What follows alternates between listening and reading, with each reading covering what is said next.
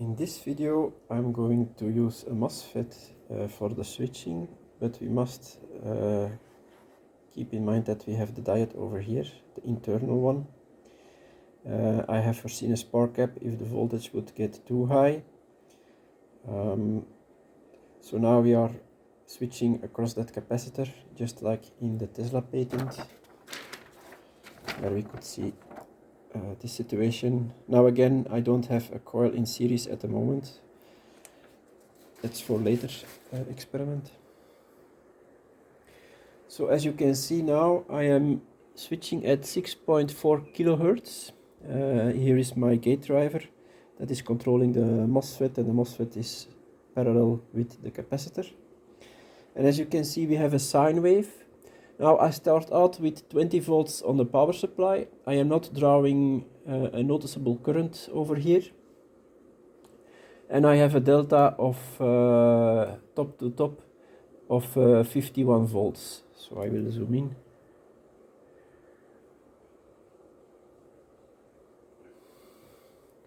So as you can see over here, I have 51 volts from peak to peak.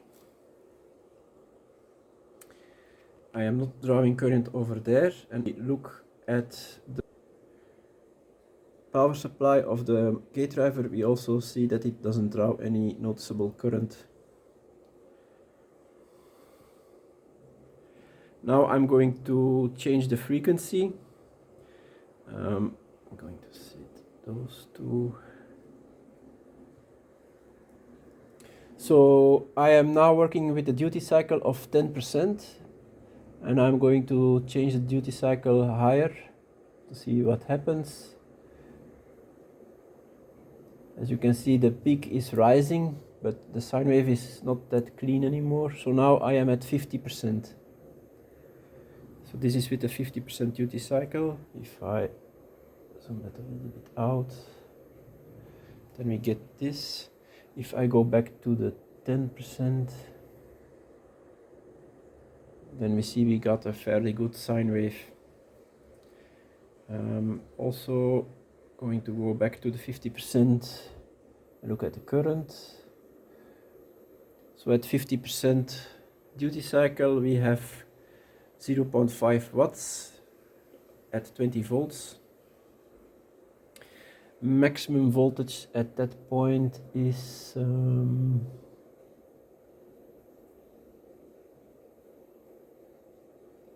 around 60 volts, so it's 3 times higher than what I put in voltage wise. So now going back to the 10%, going to lower the trigger again so that we have a good trigger. Now I'm going to change the frequency.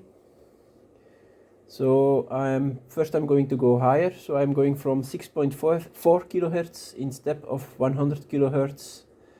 See what happens. You see the sine wave is disformed, so it's not a good frequency for it. So now I'm at 11 kilohertz, 12.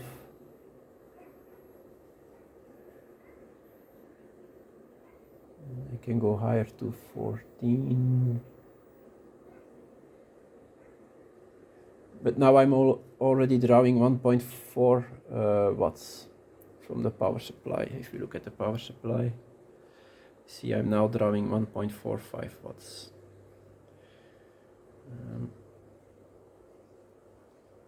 Frequency is set to 16.8 kilohertz. So going lower again to the 6.4.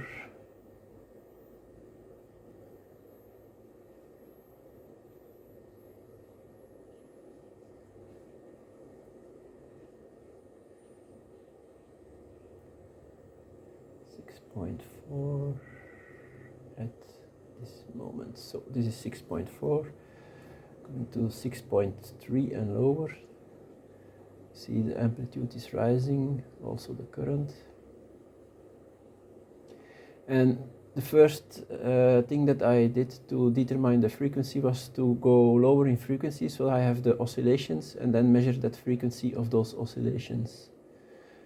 So now I'm at 2.6 kilohertz.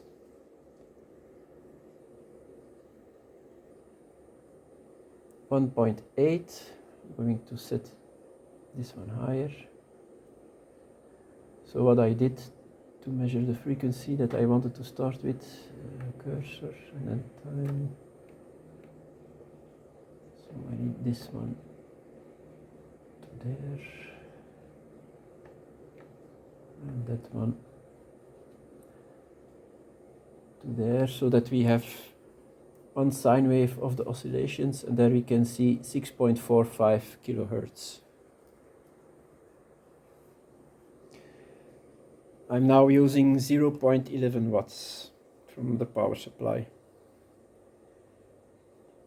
And still the gate driver supply is not delivering any noticeable current.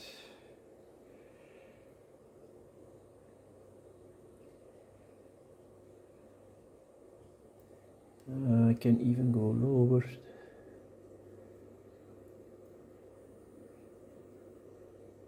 So it all depends on the frequency.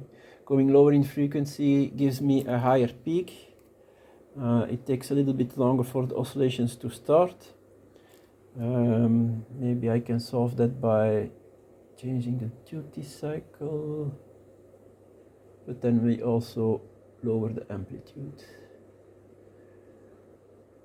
I'm going back to higher voltage.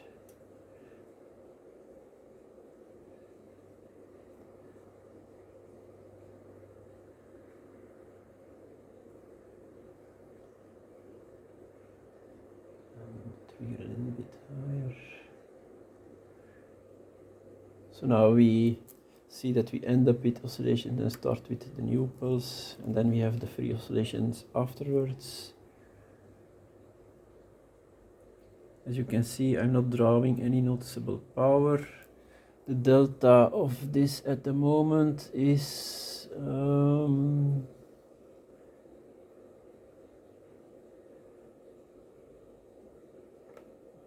have to go to the voltage lines.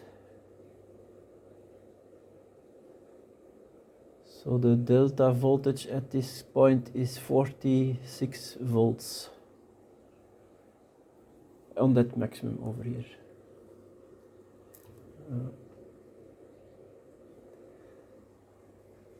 Now this is without a coil in series. I am now working at 500 Hertz at 1% duty cycle. If I change duty cycle, see the peak, the first peak go higher, but then we start to get breaks over here. So the best thing, 3% duty cycle is this one.